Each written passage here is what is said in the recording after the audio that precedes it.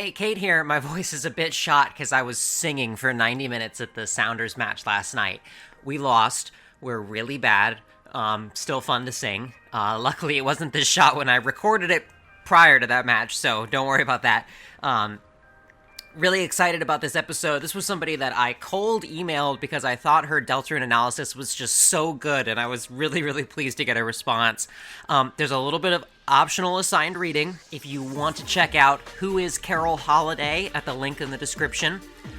That will help introduce you to Anna's analysis, since that's going to cover and introduce a lot of the topics we're talking about today. And of course, the music today is by our other guest, Highwell. Thank you for listening. Thank you for supporting the show at groupofshrike.net for just $5 a month to get bonus episodes. And thanks for subscribing on YouTube, Spotify, Apple Podcasts, or wherever you get your podcasts. Also, look, a couple Discord noises might sneak their way into this recording because I was sloppy and forgot to mute them. But that's just life. You guys love it when I'm a hack.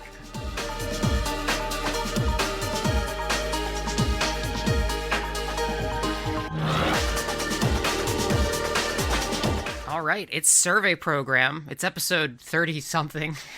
we're up to a lot of episodes at this point.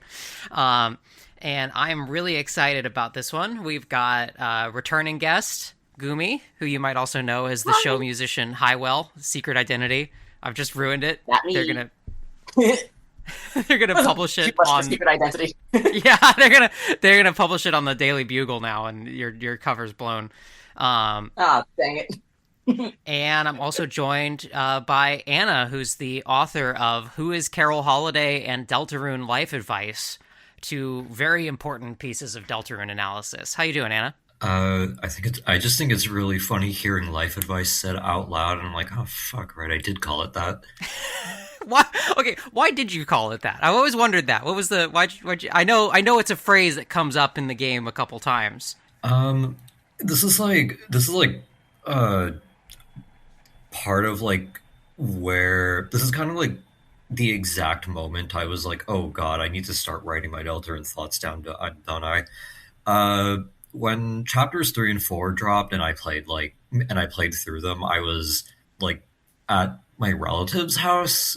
We just happened to be vacationing like literally the day the chapters came out, and so I was in like a really weird headspace. And once I'd finished the chapters, I was just like, well, I don't have much else to do, so I'm just going to stare at the ceiling and like imagine the game again. Because, chapters 3 and 4.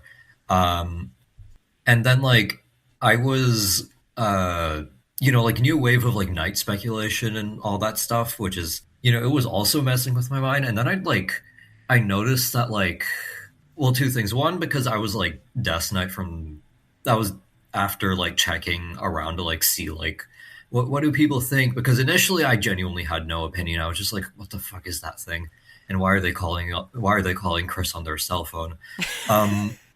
But I noticed that like there's some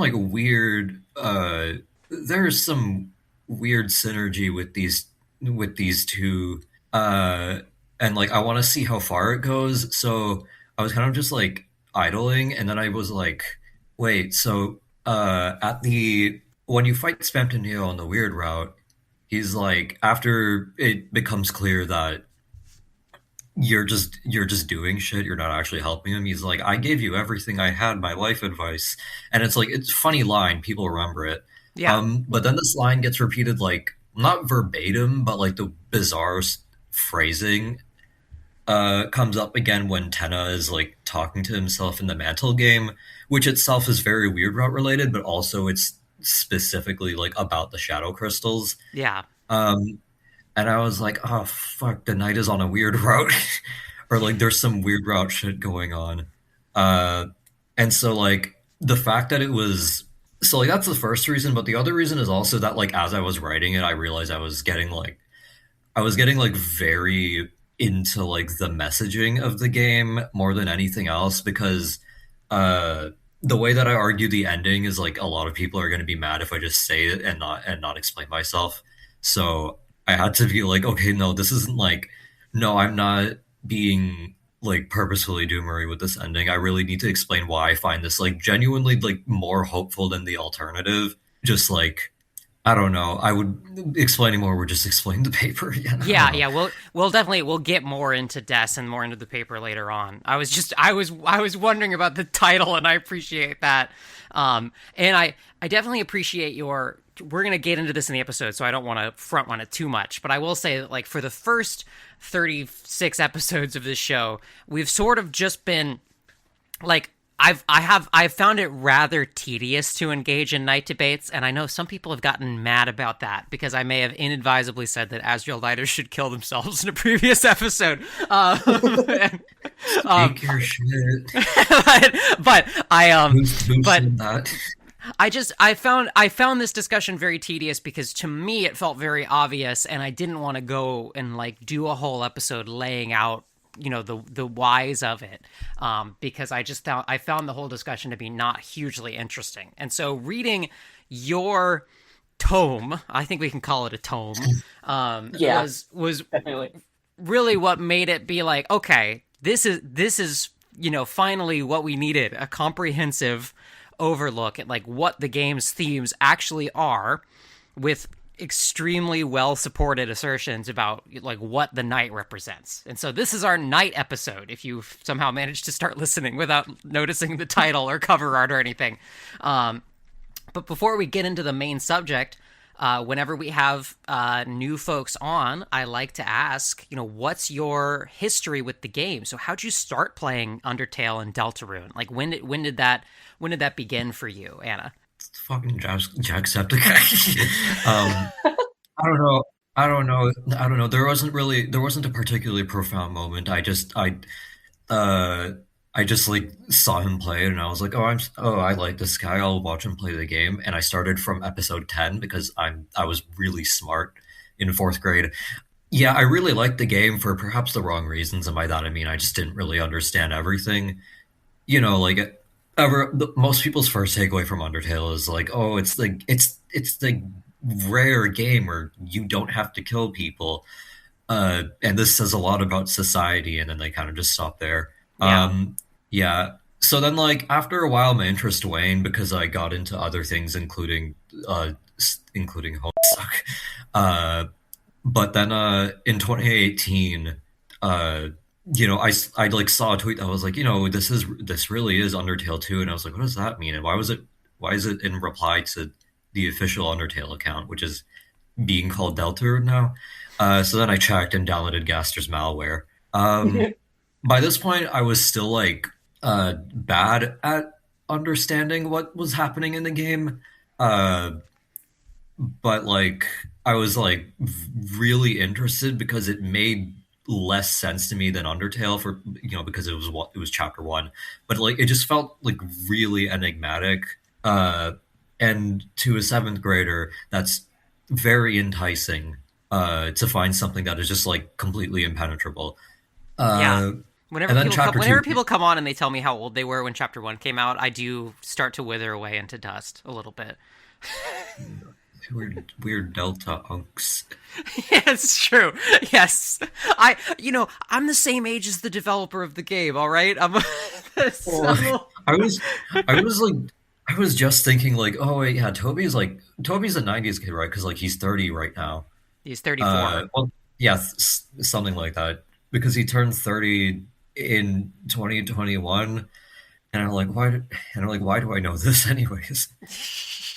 See, it's easy for me to keep track of because, again, we're the same age. So I'm like, me, Zoran Mamdani, and Toby Fox are all the same age. And so what have I accomplished with my life? Huh? But it's true that the game is mostly played by younger folks. And so I find that really interesting because it's like I was an adult by the time Undertale came out, and I played it, I played the demo for the first time. And I think it's really interesting to think about it sort of being something that you're growing up with and that you're like learning how to do this close reading of media partially by engaging with, right? And I think it's a great text for that because it's got its very compelling surface level narrative, but there's a lot hidden underneath too. And did you sort of stay engaged after chapter 1, or did you fall off a bit during the long gaps between 1, 2, and then the 3 and 4? I'm not exactly sure if I like fell off specifically. I think in my head I was just like the game is going to take a really long time to come out. So like I kind of just like kept it as like a thing to look forward to, assuming my life goes correctly, which was like a kind of a question mark because it was 2021. But then when chapter 2 dropped, I was like, oh fuck. And it hasn't left me since.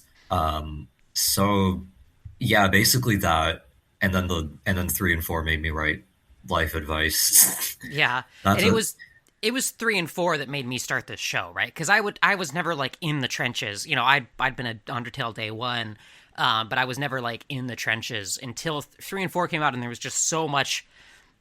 You could see the shape of the narrative fully cohere by the release of 3 and 4. There's so much to chew on by 3 and 4 that I'm very glad that it actually started to like catch you. Because I knew that this game would, like, by like chapter 2. I was just waiting for you to like notice it. Yeah, because you were banging that drum for a long time before me. Like you were, yeah. And that reminds me, it's almost been 10 years now for me. Yeah. And that reminds me, this is your first time back since the release of Chapter 5, Gumi. So when we have a panelist back, I like to ask, so how'd you find Chapter 5? What are your takeaways from it? All right. So Chapter 5. At first, I want to say I didn't like it, but that's mainly because I was like in a really like strange I also want to say I was in a weird strange like headspace like around that time, and I still can't really put my finger on why I didn't like it then, but after I like kind of like let it sit with me, I was like, what was I thinking? This is actually like fantastic. Like I was loving like the characterization that was going on here, like the character development, especially Ralsei's character development. It just really like it was so good. I mean I could possibly point at like Flowery being a point of like I didn't like Flowery at first, but I feel like everyone didn't like Flowery at first. Yeah. I wanted to kill him. I hated him so much. Yeah. Oh, me too. The opposite of I Miss Tenna. Yeah. Yeah. But then I started to really be like, oh, this guy's actually like genuinely good, because I think I had it in the back of my mind. Like, I feel like there's gonna be a shoe that drops where Flowery turns out to not have all these good intentions, but no, he's just a fucking good guy. He's in like this house, really, Flowery's really, a hero. like, genuine guy. Yeah, Exactly. It's like that's the thing. The twist with him was that there wasn't a twist, right? Like Exactly. he's not like the other oppressive rulers of the the dark worlds that we've seen, where they're exploiting their employees or tyrannically ruling their kingdom. Like he's recruiting these NPCs just like we are. And doesn't have a secret plan to betray us and kidnap Asgore. He's trying to protect Asgore from being kidnapped. And you know what? I also going back to my chapter 5 thoughts overall. I was also watching a lot of other people play the chapter to try and get other people's opinions and see if I could figure out why I originally didn't like it. But then I saw why other people disliking it, but from a more lore based sort of deal, and I was like, huh, that's not why I dislike it. I think I just was in a weird headspace. And then I kind of realized I think people are going to, after at least chapter 6 drops, people are going to look back on this chapter and realize that I want to describe chapter 5 as we have made it to the top of a hill on a roller coaster, and we're very smoothly, slowly inching over the edge. And chapter 6 is when we actually drop down. Yeah, and I think people are gonna appreciate that so much more, because I feel like this building tension is gonna just be so good when it's a full game. Yeah, I do feel like a lot of people were upset about very basic facts about how story structure and rising and falling tension work. Yeah, 100%. It's I kind of get it, but at the same time, not be serious. Really. I don't think it's yeah, exactly. it's tough, of course. I get it, because it's tough because we've been trained to have been waiting so long between releases that people really wanted every release to like have. I think especially if you're an obsessive, which again, like if you are listening to this, if you're listening to episode 37 of a podcast about Deltarune, like you are an obsessive, right? Like you are an extraordinarily interested player in the game, which is I think it's interesting and important to remember that that's like a minority perspective on the game, right? Like most people are not playing this game and being like, oh, I got to go listen to 30 hours of radio about it. Like that's like, you're insane. And I say that affectionately because I'm the one making the radio. But like but like, that's part of why I've been thinking about it, because this game as a whole is structured to be finished eventually, right? It's, while there are I think it's a wonderful thing to be plugged into this as it's coming out, right? To be engaged with it. But it's going to be a finished product one day, and you can't just have that constant escalation and have it work, Yeah, exactly. And you know what? Toby said something similar in the summer newsletter too. Like that this is a very there should be a newsletter about this. Yeah. There's a very specific thing that he said that like, this is the only time you'll be able to experience this game like this, because once it's finished, like you're not gonna be able to have like this like sort of like fury crafting, like this like guesswork and stuff like that. And I 100% agree with him. I think this is a very, very special time to be experiencing this game. Yeah. Yeah. And that's true. And it's like, that's the thing is like, your analysis, Anna, it's very, and actually like sort of pivoting back to that, I thought it was very interesting because I read it all just before chapter 5 came out. Or actually I had almost finished Life Advice before chapter 5 came out. And then I finished it after chapter 5 came out.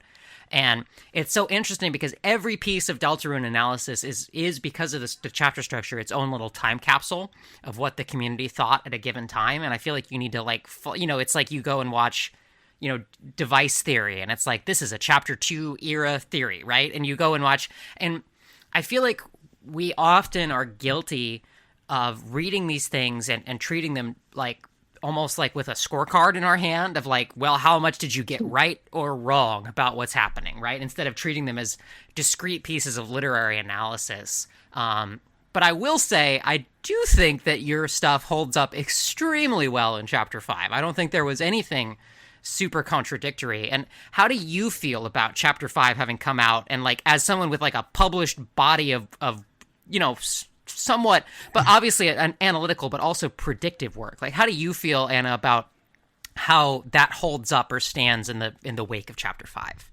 I'm Anna, and I was wrong about the shadow crystals. But other than that, part of it was like, so like when the chapter 5 reroute came out and everyone was freaking out about it, I saw like a tweet by Gumi Lloyd, like the artist Gumi Lloyd, who happens to also be named Gumi. Yes, the other Gumi, not our Gumi.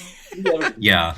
And it was like a quote retweet of one of their older works that just happened to be thematically resonant, and people were like, how did you predict this? And so the tweet was like in quotes, how did you predict all of this? That's crazy. And then the response was, the pieces were all there, guys. Like, it's not really that, like, outside of some, like, random specific things, I tried to not predict a lot. And, like, I say this, and, like, I'm not exactly sure how well I held myself to that in hindsight. But, like, I tried to just be, like, what does this thing do relative to the rest of the work for most of the analysis? And that's why I spend, like, the first like third or something literally just explaining various plot elements, because I felt like a lot of people had really skewed understandings of what they were supposed to be. And that's how you get like the night is they're trying to, okay, so the night is death and they're trying to resurrect deaths, and like it just felt like we weren't operating on like a good foundation, and I was like, I just need to sit the fandom down. And by the fandom, I mean maybe the like 5,000 people who read the first essay, because I don't know how many people actually read it, but whatever. Hopefully more now. You can find the link in the description. Nope. I actually wanted to zero in a little bit about the shadow crystals, and talk about that a little bit, because we actually got something that I would say is pretty rare for this game, which is a character sitting us down and explaining how something works mechanically. With Sham, they're telling us about the shadow crystals representing broken dreams. It's interesting to me because I feel like there's still a ton of ambiguity about exactly, like, we know that they represent the broken dreams of Lightners, right, in some way, Yeah. and that they're formed from that. But there's still this ambiguity of, like, I mean, there is unquestionably, at least in one instance, somebody going around and handing them out, right? But that seems to not be the case for all of them, right? Where sometimes they just appear, like the one in pink space, and the one in the Neo body. It seems like now you could easily interpret that it just appeared there. And I mean, what do you make of that? What do you make of that sort of strangeness? All the ambiguity surrounding the quote unquote strange someone, the benefactor, the person whoever wanted Gerson to use the crystal. Like, how is that sitting with you? Because for me, it's like I don't even know how to begin wrapping my head around it. I have like a kind of answer, which is just kind of like probably it's close to what I wrote, but like a little bit to the left. So it's like it's a little long, so I don't know if I want to talk about it right now. But the gist of it is basically like the function. I think the function, like story wise, of the shadow crystals, I think I'm still right about that. Like it's still like the reason you're doing this is because you want more time with the game and more time with the characters, and you're willing to do a bunch of really difficult bosses to literally put more time into the game, and learn more about like its fundamentals, and like that's why all the bosses are like weirdly meta and such. Uh, like I think I'm still right about that, but I think there's this element with the shadow crystals where they themselves are like the prize that you're going after rather than like the entire thing. And then the strange someone is sort of like nudging your life along so that you wind up touching that. Yeah. Uh, Part of the reason I think this way is because I think that oddly enough, the weird route gave us like the clearest picture of like, okay, so I mean, like Nexus Spam did, it gave us the clearest picture of like, okay, so what does meta game madness actually look like for someone? And you see, it's actually really interesting because a lot of people thought Noelle was going to open the weird route chapter 5 as like a complete inert zombie or something. But she's very lucid. In fact, she's probably more awake than she's ever been in her life. And the knowledge that she gained, or like the realization that she had between chapters, is it's less the realization. It's less what happened between those chapters that makes her drag Kris into the lake, and more just like now that she has that knowledge, she thinks that like she's doing something very specific and very intentional with it because like in her mind she'd be stupid not to. um so it's like it's not really that the shadow crystals like made her. It's not really like, dude, like let's pardon, it's not that the shadow crystals make these characters do the thing. It's more that the shadow crystals are the obvious motivator, but it's more the surrounding circumstance that pushes them toward that in the first place. Because again, Noelle was like, I don't know why I said again. Noelle explains that like, yeah, so my entire life since the incident I've been dissociating and generally feeling kind of like extremely miserable. But this is sort of like the first goal I've had to work towards in my entire life, and that's kind of scary. but that's also kind of invigorating. And it's kind of funny because that's also what happens with the shadow crystals, like for a player. It's like once you beat the game, you're like, oh god, now what? But the shadow crystals are like this dark secret, uh, taking you to like stranger and stranger places within the narrative. Uh, and like you don't have to do them, but like there is a certain power in doing that the game might make that like the game's normal ending might make you feel like you don't have. And that's like another thing that I talk about in life advice that I still think I was right about, which is like um a lot of the like alternate routes or like alternate content is about like exerting power over the game. Like not deliberately. It's not like the players like rubbing their hands together and being like, and this is and being like, and next I'm going to play the route that sets Noelle on fire or whatever. It's just but it's like we're like super emotionally attached to the game, and the more focused we get on like keeping the flame alive, uh, the more we're willing to do. So Yeah, and I want to make sure, because Gumi, I know you have some thoughts about this. Your Noel icon is piercing my soul right now. Yeah. So I wanted to check in with you about like these parallels between the Shadow Crystal bosses, right, and these characters who have seen a greater purpose, and the sort of persistent glass imagery shared between the Shadow Crystals and now Noel, and like how you see those characters overlapping. It's actually a really good point. I actually did not think about the parallels until like you literally just pointed this out. It's actually fascinating because I'm someone that like I can notice things in a setting, and I can't put like the pieces together to like understand what the whole big picture of this is. But this is a very interesting parallel that yeah, I have to actually think about this a little bit. But like I still want to go over like my thoughts on the weird route in general. Just because like I don't know, I just want to. Because I just want to. But yeah, I want to get a load of this idiot who wants to talk about arguably the most interesting part of the game.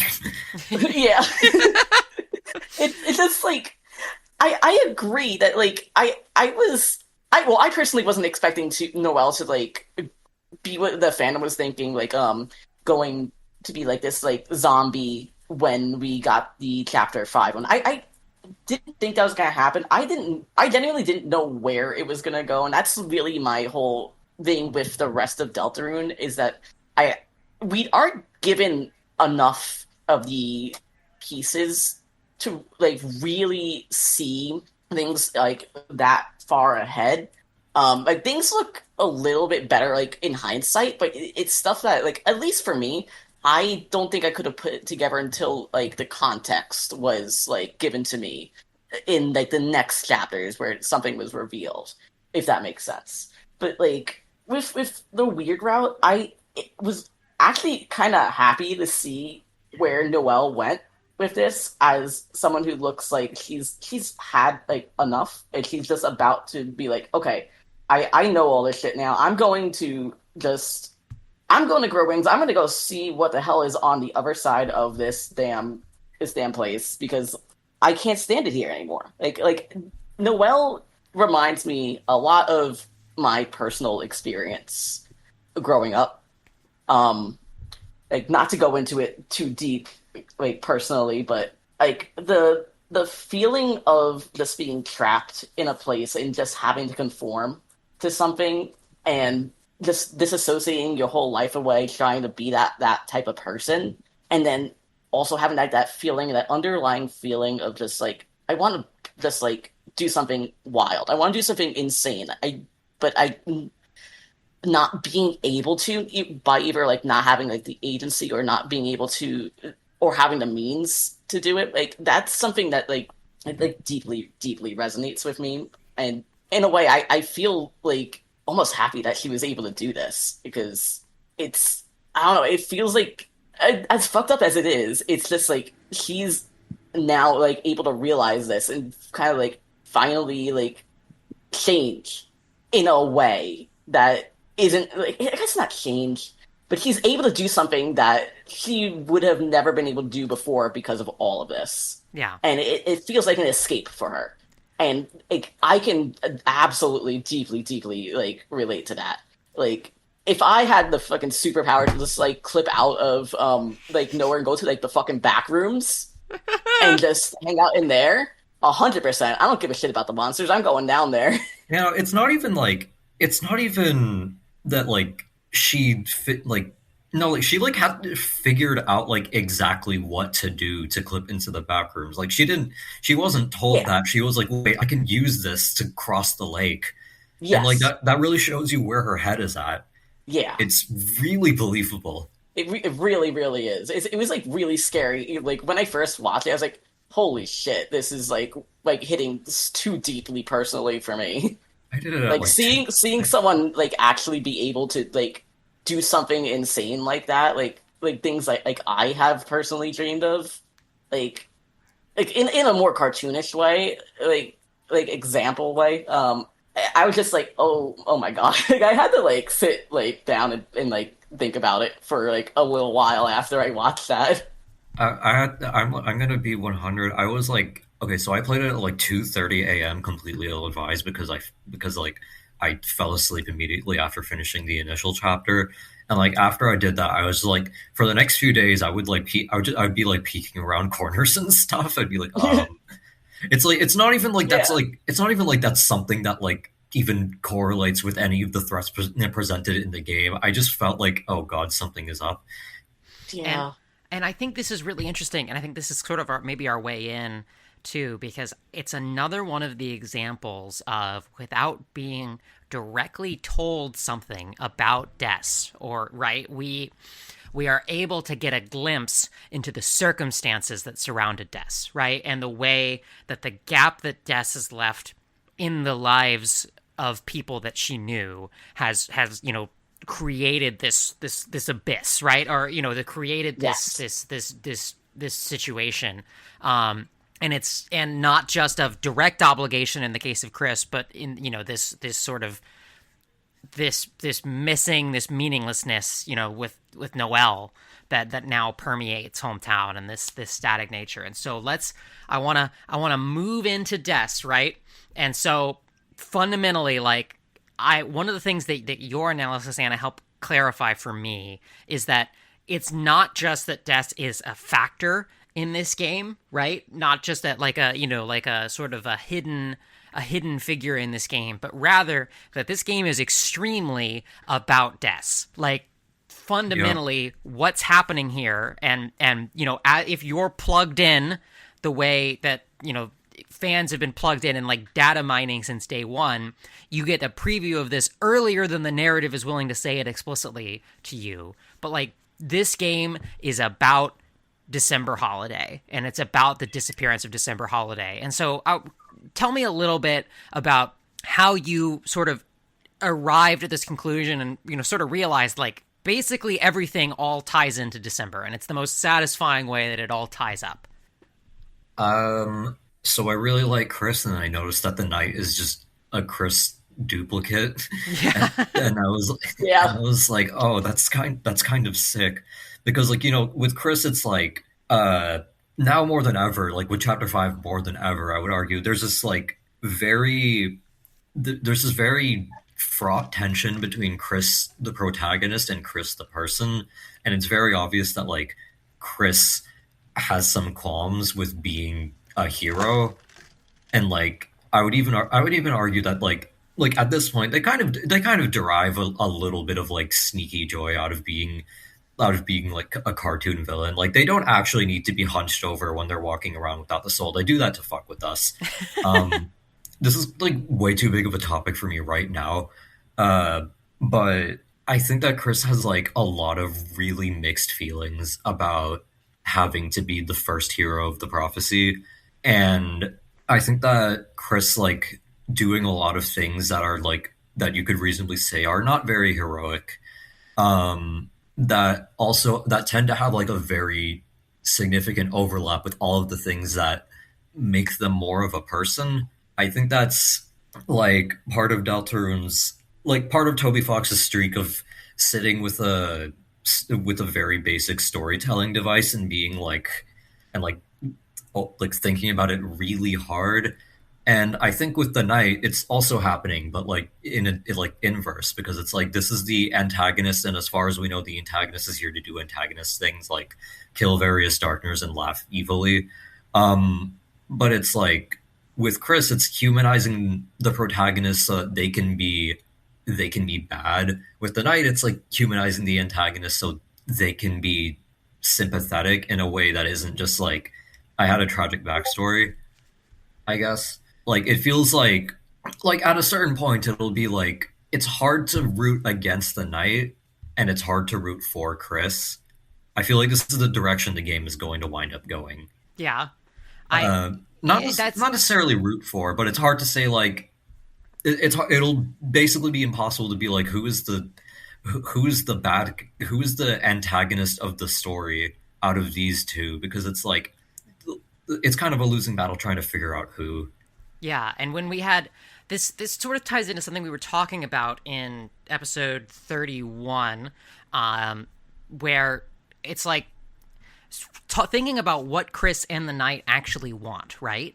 Because as has been obvious since chapter 4 released, if the point was just to actually even going back to chapter 2, when you think about what Ralsei said about, you know, the roaring, if the point is just to cause the apocalypse, the Knight could have done that a million times already, right? You know, you can just open up a bunch of dark fountains and cause the roaring, right? So there's something else that's happening, and it's become very obvious that the Knight and Kris are guiding us on a series of adventures, and in a way, you know, making, you know, sort of teaching us like the tools, like there's no reason to summon the Titan when the Knight did, unless the point was to defeat it, right? And so we're being guided on this journey by the Knight, and you know what? It's a pretty fun journey. And so in a way, it's like all the good that's happening in Deltarune is also the responsibility of the Knight, and the Kris and the Knight creating these dark fountains in the first place, and you know all the good that's happened, all the development that's happened for Susie and Ralsei, is happening because of this antagonistic force, and it's almost like it's sort of like play, you know what I mean? The Knight is very playful, right? This is one of those reasons why it's like Carol Knight just doesn't work, because the Knight is a little sassy, a little silly, like a little, you know, obviously very imposing and intimidating, but also sort of cocky and like playing with us in a way, right? And I just find that like it's hard not to be sympathetic. And again, tying that in with how Noelle feels too, it's like this town sucks, and the dark worlds are fun, and so their plan that is letting us engage with this fun, you know, epic adventure instead of doing a school project is great. And so whatever they want, it's hard to see it as wholly unsympathetic, even if some darkners get blown up along the way. But Tenno was fine. Tenno was literally fine. But yeah, I agree. I'm a little also like because of some things that my much smarter friend Balder says. I'm also like because like yeah, the light world dark world is meant to like be like the real world fake world thing, but also like the light world is also fake because you're playing a video game. Yep. And I think like it feels really like the goal is just Toby like looking at us like really quizzically and being like, why do you play video games? And the Knight is sort of like this weird answer to that, and it's like they offer a challenge, they offer a threat, but they also offer like things to think about, and they offer like opportunities to like make connections and such.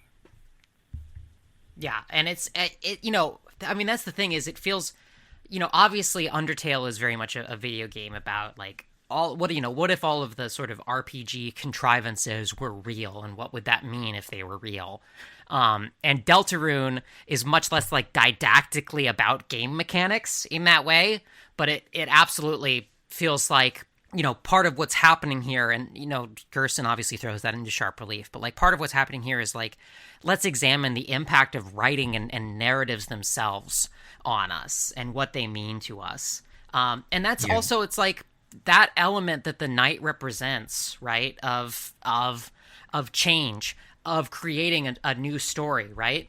I think people have gotten tied up with the fact that the knight's appearance and the knight's actions are foretold by the prophecy, to think of the knight as this emblem of like, the knight is this emblem of the prophecy, as this engine of staid conservatism, right? And it's just wrong. And that's one of the things that like life advice really put into life advice, and especially your Carol Holiday analysis really put into relief for me, is like that it's actually like our light world antagonist. It's Carol who, bronzes her children's artifacts and represents ice and cold and wants things to stay exactly the same. That represents conservatism. And the knight who is bringing about a radical transformation of the world, who represents change, who represents dynamism and newness. That Carol and the knight are exact thematic opposites with what they want.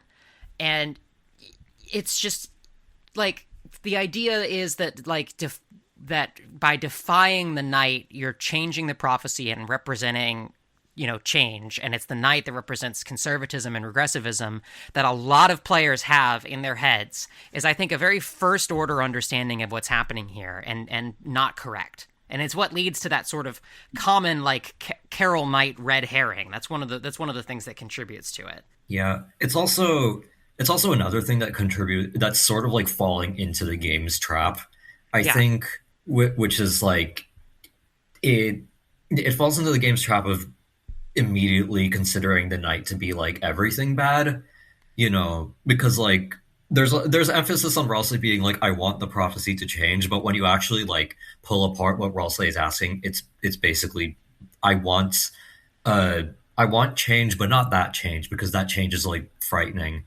Basically what you said was right. But I think that because people fall into that trap a lot, not only do they develop strange opinions on other things like the way trans Ralsei works, which is probably a different discussion from this episode, but also no, you've piqued my interest. I want to hear what you have to say about that. Oh god. Okay, so like sometimes I see like I kind of allude to this in the original life advice, but I see the opinion that like the prophecy, if trans Ralsei is real, the prophecy has to be defied, because the prophecy is obviously we agree. The prophecy is what's keeping her from transitioning, and it's like, look, and it's like, I just don't think that's what's happening here. I mean, like, because like the way I see it, the way Ralsei's plight is being positioned is Ralsei is completely paralyzed by the fact that by the prophecy's ending, by the fact that the ending specifically is unavoidable, and for that reason Ralsei like shrinks themselves into like being as palatable as possible, because like they think that maybe if they just make themselves as agreeable and as subdued as possible, maybe the prophecy will give them leeway, because like, well, they did exactly what they were supposed to do, and they didn't step out of line, etc. And that's why Ralsei has to spend 4 chapters before like finally becoming angry and introspecting and thinking about their identity in a way that isn't like, is this a bad thing? Is this bad that like I care? And it's chiefly that Ralsei is afraid of the change of the prophecy that puts them in that box. It's not the prophecy itself. I mean, the prophecy itself definitely contributes, because the roles, the third hero, the prince. It's third, yeah, the third hero, the prince. But Ralsei changing from that. Nowhere in the prophecy. Not a lot of people talk about this. So nowhere in the prophecy does it say the prince will stay the prince, the he/him prince forever. And I think that insinuating that Ralsei's transition can only work if the prophecy is something that can be broken is unintentionally really bleak, because it's like it feels very it feels like it plays into the fatalism of transitioning a lot. You know, like speaking as a trans woman, shocking. Uh, it's it feels like it feels like saying your transition will only matter if you can somehow become cis about it. Does that make sense? Yeah, absolutely. Like you could only do it if you Yeah. if you change universal law to accommodate you. Yeah, Yeah. yeah, and it's like this isn't like among other things, this just isn't an actionable plan. Like, what am I supposed to do about this? Yeah. And I mean it's very interesting too because it's like the knight, this engine of prophecy, is also gender fucky in a lot of ways. Like more than a little. Like like the knight is only ever referred to with they them or its pronouns and is this sort of like shape shifting genderless mass, right? And is this and it's like a teen girl looking to break out of her hometown, of her oppressive hometown, has become this thing, and that's cool, and that doesn't that doesn't quote unquote defy the prophecy in any way, right? It's like your expressions of breaking out of gender don't it's like that's the thing. The prophecy is not this like inherently transphobic thing. I think that's a very silly thing to think. Yeah, the prophecy is apathetic. Like that's like the most accurate way to describe it. It's not made to specifically be malicious. A lot of the malicious aspects of the prophecy aren't a result of the prophecy itself. It's a result of like the people who interpret the prophecy and then enforce that interpretation. And I also So think Carol. that like I also think that you made a really good point with like the prince doesn't have to stay the prince because like there's so much I want to call it like negative space between parts of the prophecy where shit could just happen and like you don't have to that could just be the starting point basically and then Yeah. whatever happens like I think that was a really good point. Yeah, a lot of people like to quote Gerson as like this is why the prophecy will be defied, and then they just like don't actually read when he says go. He doesn't. They don't actually read what he meant when he said go between the lines, and it's like okay, guys, Yeah. okay, go Yeah, and between the lines. Go between the lines must obviously mean set the entire book on fire.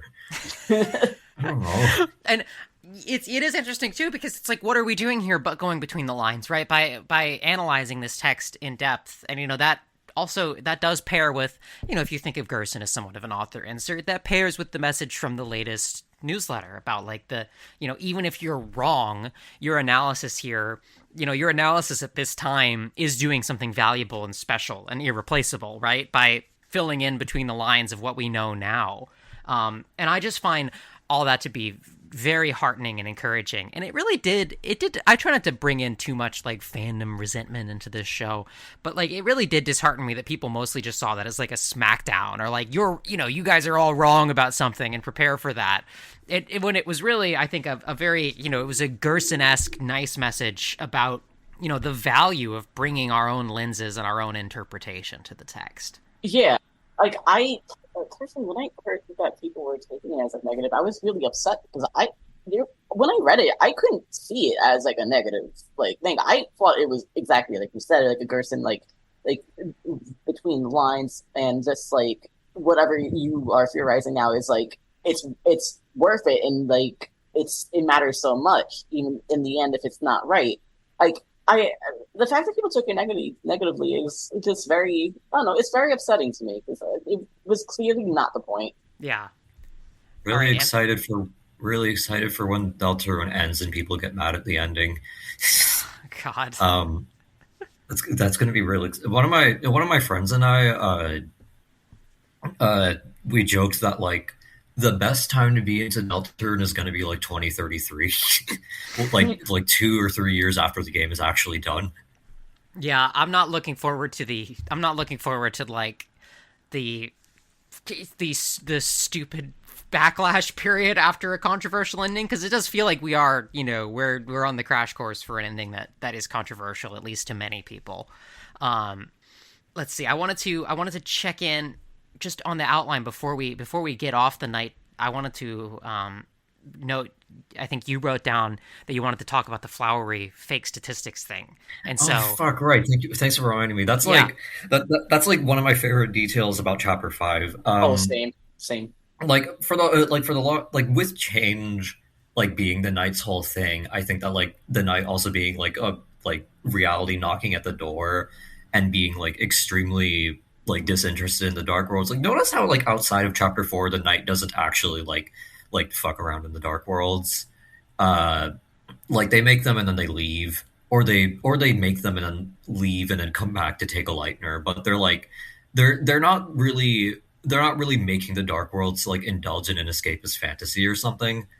Um, because like their reality they see the narrative trajectory and they're like, well, this is all it is, so I don't really care. And then like so you see this with them killing Tenna. It's like, okay, so Tenna is the avatar of like shutting yourself into a room and watching TV forever. Killing Tenna is a very specific character choice. Flowery is a similar character to Tenna and uses that uses that escape like specifically as a power. But it doesn't work with the knight because the knight can see it completely as fake. The statistics are fake. Flowery to the knight is just a flower, and it's like it's such an on the nose way of depicting the knight as like the force of not like strictly the force of reality, but like the force of like knowing exactly like very acutely what the dark worlds are like physically, I guess. yeah, and I thought this you brought this up and it reminded me of all the smashed objects in Dessa's room, like so strongly of Oh my like god. you know It's like a you know which could be nothing. which is that's everything with Des. If you're deliberately trying to ignore everything that we've seen so far, all of the mandatory Des mentions and information we've received about her, sure, you are allowed to, you know, if you close your eyes, then sure, all the Des stuff we've learned could mean nothing. But there's no reason for us to have seen so much like mandatory death stuff unless we're getting this backstory for a reason. Yeah. It's weird how like some people are like Death has no exposition when like argue chapter 3 and 4 were arguably the Death exposition chapters like before like the actual denouement reveal. Like they're very Death in a way that's completely unavoidable. Yeah. And it's just like we keep, you know, we keep getting these like unmissable, you know, mentions of deaths. And I mean, it's also like one of the very, if you're the, you know, if you check in the room in chapter 5, it's like December being invoked is like the very first thing that you see, and even in chapter 5. And it's like, I don't know. It's just like this is all going somewhere for a reason. And I think that's part of just why I find it so tedious to have people minimize, you know, December's role in the story. Is just like it requires throwing out like some of the most valuable little things we get, and that's exactly the same as you know how I find it tedious when people minimize Kris's agency and like what Kris is doing, because it's just like, sure, you can make the game less interesting if you want. I'm not sure I understand the value of doing that, and I'm not sure I understand especially the value of doing that in favor of like elevating, you know, Rudy or Carol or fucking Azriel or whatever, like saying like what is the point of those characters who we already have like defined narratives for also playing this second secret role instead of the character who we've seen a bunch of hints and gaps and like the shadow of, like naturally fitting into this role in a way that makes sense. Like there's no reason for Carol to be both the light world and the dark world antagonist. That's not interesting. That's not the light world and dark world are different things. I'm sorry, I'm losing my mind. Yeah, it's like so like bluntly doing going with a knight candidate that isn't like just Des and Kris working together usually requires like turbo character assassination, especially with Carol. This is honestly why I find the knight is Kris, Carol, and Des working together more insulting than Carol Knight. Yeah. Because it's like, okay, so now there's just a third wheel for no reason. And it's like, I find all the roaring group chat jokes to be really funny, but I do worry that they are a catastrophic misinterpretation of, like, what's going on here. Yeah, that's how I felt for like literally a full year. And it's very heartening to learn that a full year later, the discourse hasn't changed. We're not getting out of this alive. Yeah, and Gumi, wanted to ask you about that. It's like, are you as frustrated as I am that it feels like we're sort of stuck in neutral on some of this stuff, that like folks are still sort of stuck in the trenches of the same old questions? 100%. Like, I will just say, like, I'm not as like tuned into the fandom and the opinions as I used to be, just because I've been like less online lately. But from what I see, at least outside of like a lot of the wonderful discussion that we have in the survey program Discord, like, it's a lot of stuff that I don't understand how people get to it without just like maybe like missing half of the plot. And I'm just, it's just like, I don't know how you can not see the negative space that Des like leaves in the entire game, because it's like an elephant in the room that isn't there, but it's there. If you know what I mean. Yeah. She has so much impact, and there's so much there, and it's like, I don't know how you could like not like notice this, or even notice this and then not connect the dots on that, because I feel like that it's like one of the easiest, one of the things that Toby is like really like hinting at the most here, like out of everything. I think it's going to be very clear in chapter 6 at least. I don't know. Yeah. Like people are so focused on the pixels on the bat. Can you just play the game? God. Yeah. Yeah. And so we're touching an hour here, so we're gonna try to come in for a landing soon. But I do want to talk a little bit about like what Carol's role actually is, because I do feel like one of the things we got in chapter 5 is clarification that like the Asgore Carol alliance faction knows fucking jack shit. Like, yep. like they're sort of on the like Asgore is like sort of on the trail of the Dark Fountains, and like, you know, interestingly seems to have collected a black shard from the computer lab as well, which is an interesting fact because, you know, we didn't fight the knight in chapter 2. But like, it took actually physically entering a dark world in chapter 5 for Asgore to even like have his suspicions that they're a real thing confirmed, that he needed to report back to Carol. And it's like, you don't hire an investigator who knows that little and like have a conspiracy corkboard in your room if you know everything. Yep. Yeah. I genuinely do not think that Carol knows more like than what Asgore had already known at that point about the Dark Worlds, like, at all. Yeah. Yeah, I also what was I gonna say? I also just find it like some people like have said, I don't actually know if this is like at all like a popular talking point, but like the idea that like Carol is like double crossing Asgore and like try and just kind of trying to like get rid of him as discreetly as possible. And it's like you could just call him to your base of command, your home command base, and like, which you apparently take sabbatical to send creepy voice messages to Kris, and say, hey, could you come here? I think I found something you'll like, and then just like push him into the shelter. Yeah, exactly. She has all the power in the light world. There's no reason for her to be fucking around trying to kidnap her own police chiefs. Like, exactly. Like, what is the point of all that? Like, yeah, and you know, I know that many people get tripped up on I think probably the line that I'm sickest of in the entire game is "I'll be right there." Just like it's kind of a thought terminating cliche at this point. Yes. Yeah. People invoking it because they're like, they genuinely do not have any other ground to stand on. It's always that, and it's not even like it's not even particularly good counter argument. And because it's like the knight's right there. The knight right after that is in the church. Like the knight is also right where they need to be right after that. I don't know.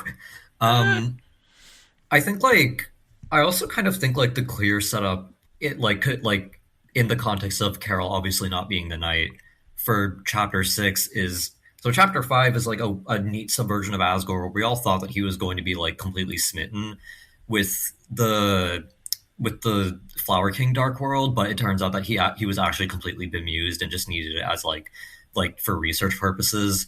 And like because like he blames the Dark World specifically as like a genuinely malevolent thing that caused all of his problems, which like great man. But I think like the really interesting way that this could contrast with Carol, which would also be like some neat synergy with chapter 2, is that like Carol could be like the opposite in the sense that we think that Carol is sort of like because like she's the like scary like the scary mother figure who's like the mayor of hometown. Like we think that like she's like not she wouldn't be the kind of person to like believe in that sort of thing or like be interested in like like escape of any kind. But it's like putting aside like her freaking Santa shit, it's also like the Dark World kind of directly appeals to her sensibilities of control and stuff. And I think it would be a really interesting contrast with Asgore if when she walked in, she was like, "This is actually really cool. I don't know why Asgore thought that it was bad. This is actually really cool, and we should all migrate into this and stay here forever." I like it here. Yeah. All right. I think that's our show. So I appreciate you guys coming on. It's been a really great time to sort of finally dig into the knight and their motivations instead of keeping it on the back burner. And I guess my sort of thinking about closing thoughts for each of you is like, in the end, it's like, what do you think the knight, like, to sum it up, what the knight represents for you? And Gumi, I'm going to start with you. Genuinely, I think the knight like is just like a fantastic just foil to Carol. I think the knight does represent like change, whether it's good or bad. But like I think it change as like an overall is really what the knight, at least to me, represents. Yeah. I know it's a very simple answer, but it's like that's genuinely like that's if exactly it's so it. simple, why doesn't the fandom just agree with I know. us? You're right. I know. And it's also like they're a foil to Susie too, right? You know, they're both Yes. very similar figures, and it's like, well, it's obviously much more interesting if Susie is you know beefing with this teenager from similar similar outlook to her than like beefing with the Susie's rival isn't the mayor. Like that's not. Yeah, of course. I'm really excited for like chapter 7 or whatever, where Susie is like confronting the knight like a second or third time, and like all she can see is her chapter 1 self, and she's like, "Oh fuck." I'm like sitting with my hands full in my lap, like, oh yeah, this is where the game is going. I know this. We know this. We agree. Yeah. Yeah. And so for you, Anna, does that sort of jibe with what you think the knight represents in this story? I also agree. I just think that I would add the knight, like I feel like it's important that the knight deifies or like is almost resigned to change in a way that's like sort of nihilistic. I think like if the knight was just like completely right about everything and their approach, that would also not be interesting. It's the same reason why I don't think that Kris should be a hapless goon or lackey. Fuck, I said goon. But I think that the way the knight is presented, it's like they're technically they have a point, but they're exhibiting it in a very destructive, like self-destructive, but also destructive to others way, where it's like it feels like because they know the ending is going to happen and like that it's their purpose to like like keep the ending on track forever. It feels like we're going to have to teach them at some point that like their life can still mean something even with the ending. This is kind of going back to what I was talking about with Ralsei. Because it's like the ending is going to happen. That doesn't mean that you should destroy everything around you because like it's all going to become dust in the end. It doesn't mean that the things you do don't actually matter.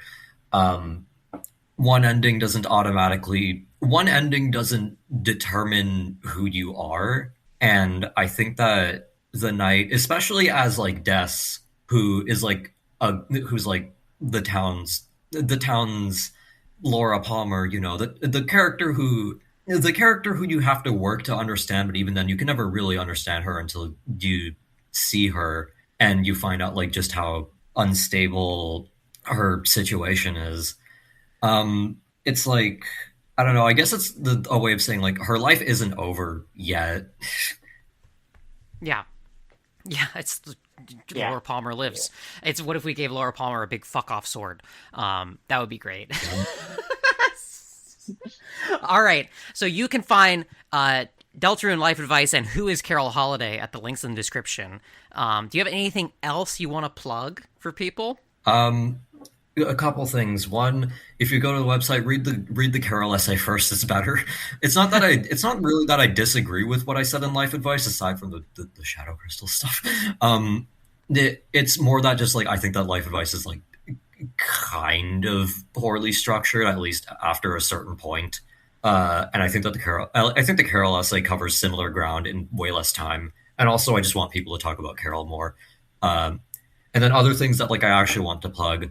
My friend Fallen Calf on Tumblr makes good posts about the Holiday family and also like Des in relation to gender in media. So you should go to Fallen Calf. And my other friend Balder, who I mentioned earlier, there's a good chance that people listening have probably already watched this, but like they made that video that's like subtitled "What's up with that Gaster fella?" I literally just watched that last night. Yeah, and it's video. It's like finally the good Deltarune video.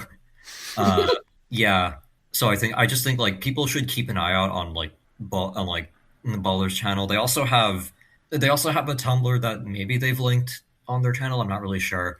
That has a bunch of other like pre-chapter 5 essays that have really inspired me. So go read those. Every time I go back to that blog and find out that the notes of every post is still like low triple digits, I get upset because it's like they're literally good. But yeah, Balder is cool. I forgive you, even if you. I forgive. Me and Toby Fox forgive you for being Kris Knight because low-key you were right anyways. It doesn't really matter. They were thematically right. Yeah. They were basically right. Yeah, that's about it though. All right, and Gumi, I know that you've got the new song that's serving as the theme song for Deltarune, yes. for not Deltarune, for Survey Program season 2. You've got the new you made the new theme song for Deltarune, no big deal. No, the new theme song for Survey Program season 2. That's got a video in link in the description. But anything else you want to plug? Honestly, that's about it. I'm not really too much on social media anymore. I don't really like linking places that I'm on. Like, if you find me on social media, I'm on social media. I don't really use it too much. But my Bandcamp, kristata.bandcamp.com, I have a lot of full albums on there. I have my Cyber City Sound Pack electronic remix album of Chapter 1 and 2. And I have like one song from Undertale on there. And then I'm currently working on another remix album right now. And that one's gonna take a little bit longer since I'm full-time employed right now. So like that you can catch probably stuff uploading on YouTube on that's Kristata.YouTube. I forgot how they structured the YouTube links now. If you search up Kristata music, yeah, it's in the description. Or if you search up Kristata music, you'll find it. All right. Well, that's our show. Thanks for coming on, and I'll see you, listener, next week. Bye. Bye-bye. Toodles.